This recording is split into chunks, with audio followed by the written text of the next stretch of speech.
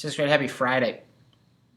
We're going to finish up lesson 3 in China today. We got started on it yesterday. We talked about the Qin dynasty with Shi Gandhi, this great emperor who did some really good things, was also a little paranoid, a little crazy, a little mean, and when he died, his dynasty fell apart. So the Qin dynasty literally lasted like 20 years. And yet, guys, what do we call the country today? We call it China, literally named after that small warring state of Qin and Qin Shi Gandhi.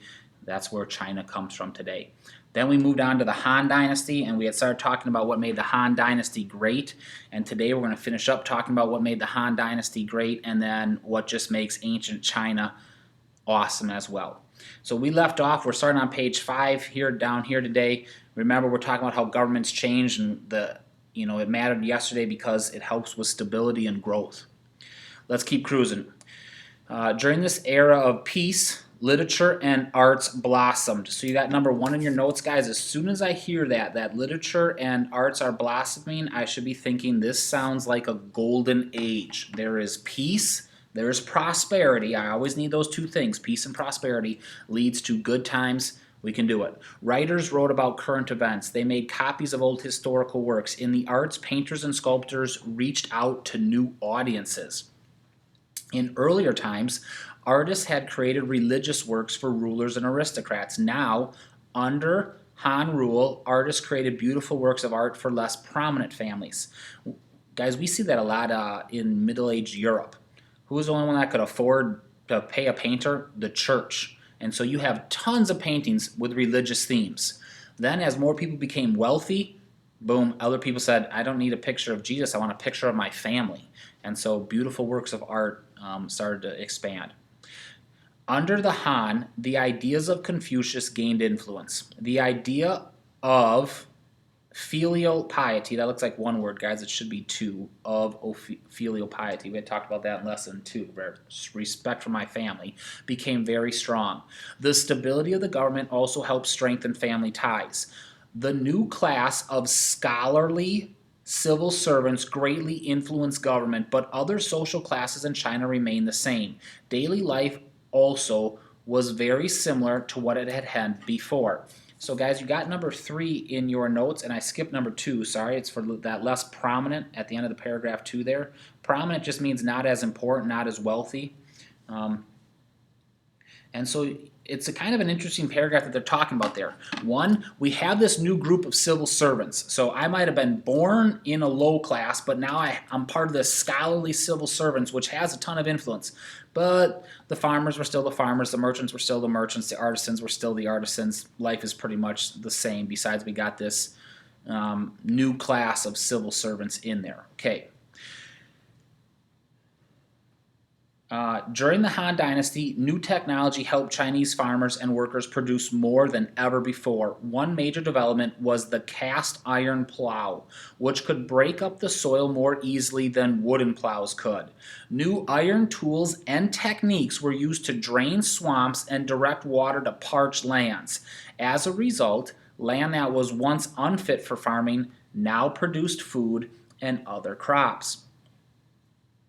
Okay, so you have the word unfit, guys, in there for number 4. And so you can see the genius of what this was going on. I have right here swamps, too much water.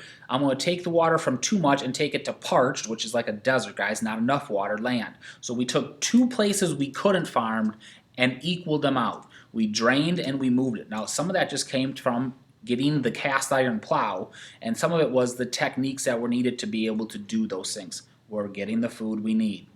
Improvement took place in areas besides farming. Millers invented water wheels to grind more grain. Miners fashioned iron drill bits to mine more salt. Okay, so as we start cruising through this, guys, you've got number 5, other inventions. So water wheel does what? It grinds grains. So we got to turn it into flour. And so you have a water wheel which simply takes a river, moves it over a wooden wheel. I don't know if you've ever seen those in the old West movies, but that churns it. That water has enough force that just simply is turning the rock on the inside of the house, and it's just grinding my grain. I don't need an animal to walk in circles. I don't need a human to walk in circles. I have nature doing it for me. More food, without work. More salt. Another Chinese invention, the wheelbarrow, was first used to carry heavy material on building sites. Um, so you have that as we're cruising through number 5. We already got that. And then they also, where am I? Sorry. Artisans developed silk manufacturing and invented paper. Used first for wrapping, paper became an ideal writing material. Like Egyptian papyrus, paper provided a way to keep records. Okay, so they got a picture here, guys, of them making paper one sheet at a time from hemp or rag pulp. You might want to know that it comes from hemp or rag pulp. I believe that's one of your questions on your worksheet. Don't quote me on it, but I think so. But it's paper. Okay. Two remarkable achievements of Han inventors were the rudder and a new way to move the sails of ships. With these inventions, ships could sail against the wind for the first time. They could also travel farther than ever before. As a result, China's merchants shipped their goods to areas as far away as India and the Red Sea. So you have number 6 in your notes, guys.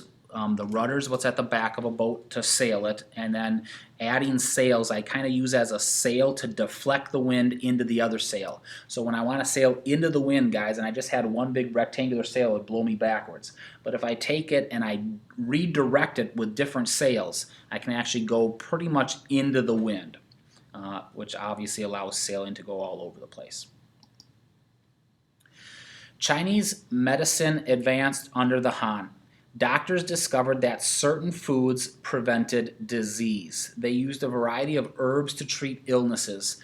Doctors also relieved pain by piercing patients' skin at vital points with thin needles. This treatment is known as acupuncture. Acupuncture renews the body by increasing the flow of energy. So guys, we still use acupuncture today. There are people that say, I don't know about acupuncture. So they know this stuff, guys. Like I can literally put a thin pin needle in there, and that's going to help your upper back pain or the tops of your shoulders or around your neck. And so people will stick with pin needles. Now, guys, these are thin needles that I don't want you to think like that's got to hurt really, really bad. But you can also see the I don't know what the word is, the non-medical side of it. This is going to increase your flow of energy. And so some people are like, man, that's not really medical. That's kind of this religious, mythical thing, so I don't really believe in that stuff. And so you'll have people like in America today say, I agree with acupuncture, it works great. And you'll have people say, nah, I'm never going to do that. I'm going to see a doctor. And then they'll be nasty. I want to see a real doctor, because they don't believe this is actual medicine because of the things that go along with it. But you got to appreciate just the brilliance of the Chinese to say, literally, I can poke a needle here and it helps with pain in other parts of my body. I don't know about you, but I would never think that, right? Like, poke underneath my heel and it helps my knee. That don't make any sense to me. And so you just appreciate the brilliance of it, guys. Okay, the Silk Road. During the Han period, Chinese traders grew rich by sending expensive goods to other parts of the world. Over time, both sea and land trade routes led to an exchange of many different goods and ideas between China and other areas. So you got number 8 in your notes. That's big exchange that's happening. And guys, the biggest key we always think about with trade routes is they're exchanging goods. But what you also have to remember is they're also exchanging ideas. So I'm the Chinese trader and I get there and I'm like, man, my back is killing me. I got to go see my acupuncturist. And the person's going to go, what are you talking about? What's acupuncture? Oh, let me tell you about it. And now the idea of acupuncture gets there. I land my boat and they're like, man, how did you get here? The wind was blowing the wrong direction. Well, let me tell you about the rudder and the sails we invented. Those are the ideas that go back and forth. China's trade increased as a result of Chinese exploration. In 139 BC, the Emperor Han Wudi sent a general named Zhang Shang to explore areas west of China. Shang's mission was to recruit allies to help China fight against its enemies, especially those Shang knew to the north. So you have number 9 in your notes, guys. This guy that's sent out on a job to say, will you please find us some allies that'll work with us. 13 years later, Shang returned to China. He had failed to find any allies. He had learned, however, about the people, geography, and culture of areas west of China. He also visited a kingdom far to the west, probably in the area of present-day Kazakhstan. There he saw horses of great strength and size. Okay, so number 10 in your notes, guys, he would report to the emperor and said, did you find people who will fight for us? No, I did not. But I did find something that will help us. Huge horses. Emperor Han Wudi was delighted to hear this report. He wanted horses for his soldiers, so he encouraged trade between China and the western regions. So they have something we want, let's give them some trade. In exchange for the horses, Chinese merchants traded silk, spices, and other luxury goods. The trade route to the west later became known as the Silk Road, in honor of China's most famous export. So you have number 11 in your notes. He was delighted to hear this report because he said, I don't need allies if I have the new weapon. And so that new weapon is what it is. Number 12 in your note, guys, is also the Silk Road. Why would people give up their strong horses? Because they got silk for the first time. And silk was super, super awesome. And so, guys, you can see this thing here, which is the trade routes that are going on. You can see how far the trade route stretched and everything that goes it. And then obviously this purple one is the Silk Road. And then you can see a lot of these other trade routes, guys, are still connected to that. And then you can also see all the sea routes that are also there. Okay. Continuing on. The Silk Road was just one road. Was not just one road. It was a network of trade routes. When the road was completed in the 100 ADs, it was 4,000 miles long and stretched from western China all the way out here to the Mediterranean. The distance, the rough terrain, and the bandits along the road made travel difficult and dangerous. So you have number 13 in your notes, guys, with the number 4,000. That's as long as the Nile River. Okay, so you have this huge route, guys, but you got to understand this. That doesn't mean, oh, well, you're on the Silk Road. It's a superhighway. It's a piece of cake. You're through mountains. That's the difficult, rough terrain, and there are still bad guys out there that are going to take you out. Because of that, guys, that says if I'm willing to make that trip, you are going to pay top dollar for it. And people were willing to make the trip because they could charge a lot of money. You can also see what pushed them to invent a water route to avoid that. Over the years, merchants traded many items in addition to luxury goods. These included fruits, vegetables, flowers, and grains. For example, China sent peaches and pears to India, while India sent cotton and spinach to China. In time, Chinese inventions, such as paper, would also travel to other regions along the Silk Road. Okay, so guys, it's not just about the luxury. That's number 14 in your notes. We got to get to other useful things along the route. Through trade, China encountered other civilizations. A huge variety of items awaited the ancient traders. Chinese writers described a mighty empire to the far west. It has more than 4,000 walled towns. The walls of the towns are made of stone. The common people are farmers. The country produces plenty of gold, silver, and precious jewels, and they make gold and silver coins. That's recorded for us. The Chinese writers were describing the Roman Empire. For more than 1,000 years, the Silk Road was the main trade link between Asia and Europe. So, guys, Rome is booming here. They have conquered Israel in Jesus' time. They've conquered all of this. They're trading, but China's not in danger from them. They're too far away.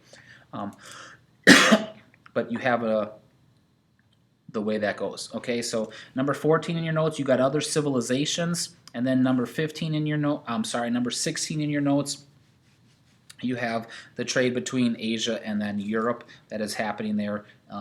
Powerful, have respect for countries. The Silk Road served as a way to spread knowledge, culture, and religions. Buddhism in particular spread across the Silk Road from India to China. Buddhism won few followers in China at first.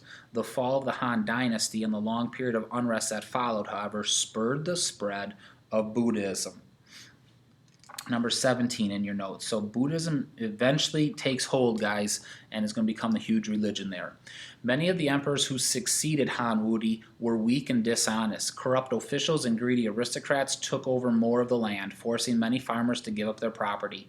People began to rise up and rebel against the Han rulers. So you have number 18 in your notes, where you have corrupt officials. So you got people that are looking out for themselves only, leads to a bunch of problem.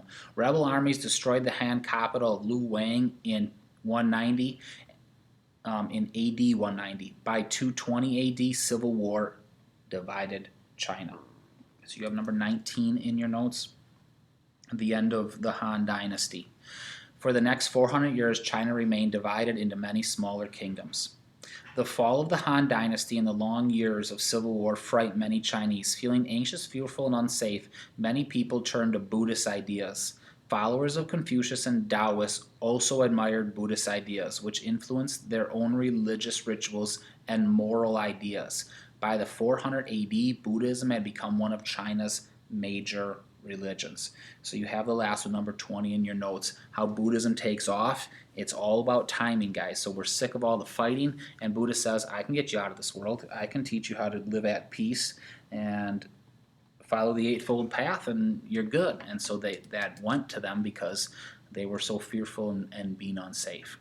Okay, guys, we studied the Han Dynasty today. You have already heard of the Han Dynasty. You heard about the Han Dynasty in science class. So on the top of your page, you write Han, and what did you study in science class about that? You studied their seismograph. So write down Han gave us the seismograph. Remember that picture in your science book of the little turtles that would hit a metal ball and fall into it, and that's how it would detect an earthquake? That was way out of the Han Dynasty, guys. So we're combining science and history together. So Han Dynasty gave us a seismograph for detecting earthquakes. Awesome. Brings us to the end of lesson 3. You got a worksheet to go along with it today, and then Monday we'll get to the test. Have a great weekend.